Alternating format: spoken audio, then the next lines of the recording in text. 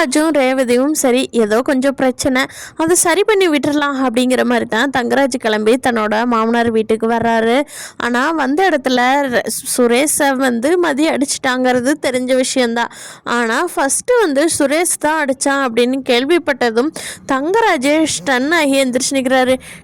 மாப்பிள்ள, நான் உங்கள்கிட்ட என்னடா சொல்லியிருந்தேன், மதிக்கிட்ட பொறுமையாக பார்த்து பக்குவமாக நடந்துக்கோன்னு சொன்னால் அடி உதையெல்லாம் இறங்குனீன்னா எந்த பொண்ணுக்கிட்ட உன்னை பிடிக்கும், என்னடா மாப்பிள்ளை பண்ணி வச்சிருக்கிற அப்படிங்கிறாங்க.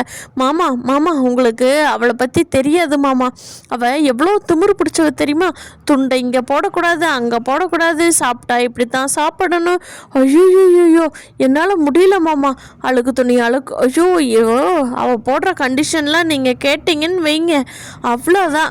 ஒரு பொம்பளை அவள் இந்த வேலையெல்லாம் செய்ய முடியாதா, ஏன் எங்கிட்டயே தான் இவ சொல்லிக்கிட்டு இருப்பாளா, ஐயோ மாமா இவ கூடையெல்லாம் சத்தியமாக வாழ முடியாது மாமா, இன்னைக்கோட அத்து விட்டுருங்க அப்படின்னு சொல்லி சுரேஷ் சொல்கிறான். அதுக்கு தங்கராஜ் இருந்துக்கிட்டு டே மாப்பிள்ள, நான் பார்த்து கல்யாணம் பண்ணி வச்ச பொண்ணு மாப்பிள்ள, என்ன சொல்லிகிட்டு இருக்கிறேன் நீ, மதியன்னும் அவ்வளோ மோசமானவெல்லாம் இல்லை அப்படின்னு பேசிகிட்டு இருக்கிறப்போ ரேவதி இருந்துக்கிட்டு டேய் மதியை ரொம்ப தப்பாக பேசாதடா, அந்த பொண்ணு கூட நானும் இருந்திருக்கிறேன் 4 நாள், என் கூடவே 24 மணி நேரம் அந்த பொண்ணு இருந்துச்சு, அந்த பொண்ணும் நல்ல பொண்ணு தான், நீ சொல்கிற அளவுக்கு மோசமெல்லாம் அந்த பொண்ணு கிடையாது, உனக்கு பிடிக்கலைங்கிறதுக்காக இல்லாத பள்ளியெல்லாம் அந்த பொண்ணு மேலே போடாதடா அப்படின்னு சொல்லி ரேவதியும் கத்துறாங்க. அப்போது மலர் இருந்துக்கிட்டு ஆமாம் ரேவதி, ஃபஸ்ட்டு இவன் தான் மதி அடித்தான், அதுக்கப்புறமா தான் மதி இவன் அடித்தா, ஃபஸ்ட்டு இவன் மேலே தானே தப்பு, அதை சொன்னால் எல்லாருமே சேர்ந்து மதி தான் தப்புங்கிறீங்க அப்படின்னு சொல்லி மலரும் சொல்கிறாங்க. அப்போது இங்கே லக்ஷ்மி இருந்துக்கிட்டு மலரே என்ன உனக்கு வாய் நீளது, அவகோட சேர்ந்து அந்த படத்தையும் உனக்கு அடித்து விட்டுட்டாளா என்ன, எவ்வளோ பொறுப்பாக இருந்த நீ, அவள் தான் குடும்பத்துக்கு அடங்காமல் ஆடிக்கிட்டு திரியிறான்னா நீயும் அப்படித்தான் இருக்கணுமா, என்ன மலரு என்னாச்சு அப்படிங்கிறாங்க. அத்தை நான் நடந்ததை தானே சொல்கிறேன், நானும் அந்த இடத்துல இருந்தங்காட்டி தானே சொல்கிறேன் அப்படிங்கிறாங்க. அப்போது தங்கராஜ் இருந்துக்கிட்டு அத்தை என்னங்க அத்தை ஆச்சு, இப்போ என்னை எதுக்கு இங்கே வர சொன்னீங்க, நீங்களே பேசிகிட்டு இருக்கீங்க அப்படிங்க.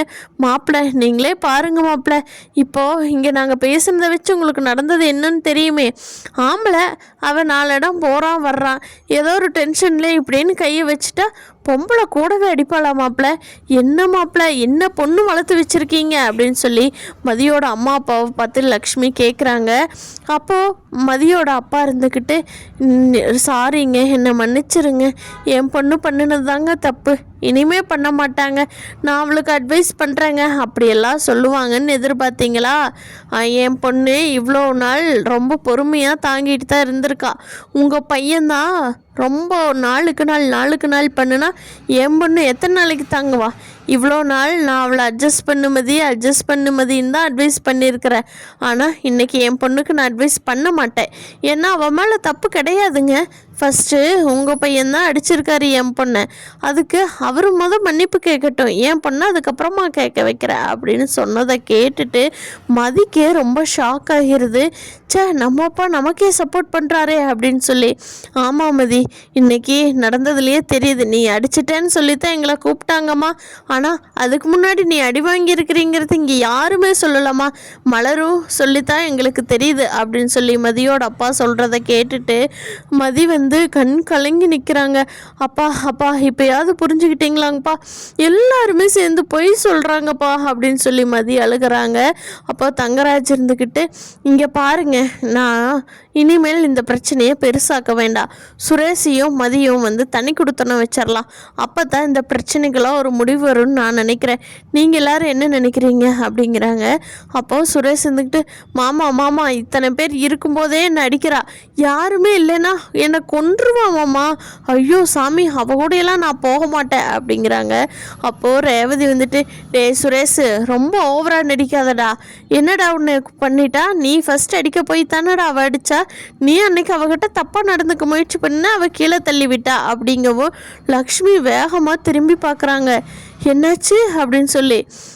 ஆமாம்மா, அவன் தான் அன்னைக்கு இவரோட பேச்சை கேட்டுக்கிட்டு சுரேஷ் வந்து மதியை தப்பாக நடந்துக்க போனான். அதனால தான் மதி பிடிச்சி தள்ளிவிட்டா.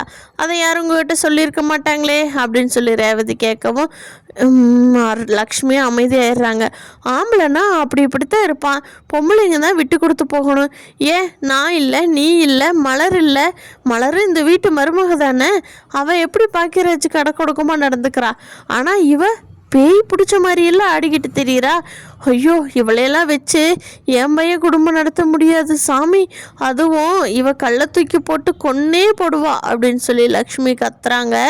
அப்போது மதியோட அம்மா இருந்துக்கிட்டு, சமந்தி உங்கள் மனசாட்சியை தொட்டு சொல்லுங்க சமந்தி, என் பொண்ணு அப்படி கொலை பண்ணுறவளா, எவ்வளோ நாள் அவள் கூட இருந்திருக்கீங்க அப்படிங்கிறாங்க.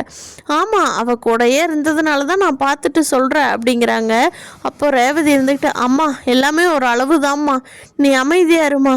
இல்லைங்க, மதி நல்லா பொண்ணு, நான் கூட இருந்திருக்கேன்ல, மதி அப்படிலாம் பண்ண மாட்டா அப்படிங்கவும் தங்கராஜ் இருந்துக்கிட்டு, ரேவதி அமைதியாக இருக்கியா அப்படிங்கிறாரு. சரிங்க அப்படின்னு சொல்லிட்டு அமைதியாயிடுறாங்க ரேவதி. இப்போது சுரேஷ் இருந்துக்கிட்டு, இதுதான் கரெக்டான டைமு, புருஷனை புரிஞ்சுக்காத பொண்டாட்டி என்றைக்கும் ஒன்று சேர்ந்து வாழவே முடியாது மாமா, இன்னையோட இவளை நான் தலை முழுகிடுறேன், எனக்கு இவளுக்கும் டிவோர்ஸ் பண்ணி வச்சுருங்க, ஐயோ என்னால் இவ கூட வாழ முடியாது அப்படின்னு சொல்லிட்டு சுரேஷ் சத்தம் போடுறாங்க. டிவோர்ஸுங்கிற வார்த்தையை கேட்ட மதியோட அம்மா அப்பா மதி எல்லாத்துக்குமே ஷாக் ஆகி பார்க்குறாங்க. மதிக்கும் கூட, ஐயோ கடவுளே அதை பண்ணி வைங்க, அதுதான் நல்லது, இப்படி ஒரு சைக்கோ கூடலாம் என் லைஃப்பை பகிர்ந்துக்க முடியாது அப்படிங்கிறாங்க மதி.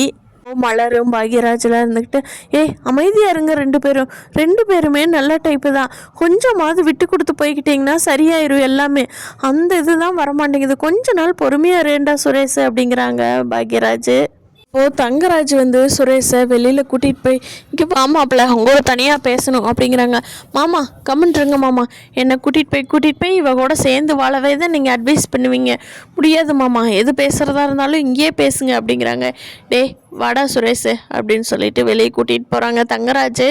அப்போது சுரேஷ்கிட்ட தங்கராஜ் பயங்கரமாக அட்வைஸ் பண்ணுறாங்க. இங்கே பாருடா சுரேஷ், இப்படியெல்லாம் லேடிஸ்கிட்ட நடந்துக்காத, இப்படி நீ மிரட்டி உருட்டி போலீஸ் ஸ்டேஷனில் பண்ணுற மாதிரியெல்லாம் பண்ணுனா வீட்டுக்கு ஒத்து வராதுடா. இப்போ ரேவதி ஆகட்டும் மலர் ஆகட்டும் எங்கள் பேச்சை கேட்குறாங்கன்னா நாங்கள் அவ்வளோ பண்பாக நடந்துக்கிறோம்டா. ஒரு நேரம் கோபம் வந்து கற்றுனாலும் அடுத்த நேரம் அவங்க மேலே பாசமலை பொல்லிரண்டா. இல்லைன்னா இப்படி இருப்பாங்களா சொல்லு? உங்கள் அப்பாவே உங்கள் அம்மாவை எப்படி வச்சுக்கிறாரு? அதனால தானே உங்கள் அம்மா அப்பாவோட குடும்ப வாழ்க்கை இவ்வளோ நாள் போயிட்டுருக்கு. நீ என்னடா போலீஸ் ஸ்டேஷனில் கத்துற மாதிரியே கத்துனா மதி மட்டும் இல்லை, எந்த பொண்ணுமே உங்களோட இருக்க மாட்டாங்கடா. இதை விட்டுட்டு நீ எத்தனை கல்யாணம் பண்ணினாலும் இப்படியே தான் சுற்றிட்டு இருக்கணும், சரியா அப்படின்னு சொல்லி தங்கராஜ் சுரேஷுக்கு அட்வைஸ் பண்ணுறாங்க. ஏமாம்மா நான் தான் தப்பா அப்படிங்கிறாங்க சுரேஷ்.